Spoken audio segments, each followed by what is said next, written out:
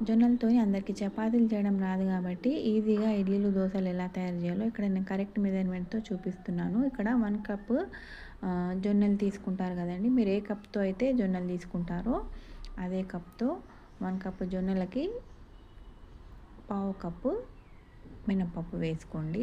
ఇంకా 1 tea spoon వరకు మెంతులు వేసుకొని శుభ్రంగా కడిగి ఒక 8 అవర్స్ నానబెట్టండి. ఆ తర్వాత నైట్ మిక్సీ పట్టేసి ఓవర్ నైట్ ఫర్మెంట్ చేసిన తర్వాత మార్నింగ్ మీకు కావాల్సినంత పిండిలోకి ఉప్పు, బేకింగ్ సోడా వేసుకొని ఇడ్లీలు వేసుకోవచ్చండి. నెక్స్ట్ డే పులిసిన పిండి తినలేము కాబట్టి దాంట్లోనే మీరు ఉప్పు, కారం, పసుపు, జీలకర్ర వేసుకొని దోసలు కూడా వేసుకోవచ్చు. చాలా టేస్టీగా ఉంటుంది. ఇంకా హెల్తీగా కూడా ఉంటుంది. తెలిసిన వాళ్ళకైతే పర్లేదండి. తెలియని వాళ్ళకి యూజ్ అవుతుందని నేనైతే ఈ వీడియో చేస్తున్నాను. ఇంకా నా వీడియో కనుక మీరు ఫస్ట్ టైం చూస్తే ఛానల్ సబ్స్క్రైబ్ చేయండి. నా వీడియోని లైక్ చేయండి, షేర్ చేయండి. నెక్స్ట్ వీడియో మళ్ళీ కలుద్దాం. అంతవరకు సెలవు. Have a nice day. Bye.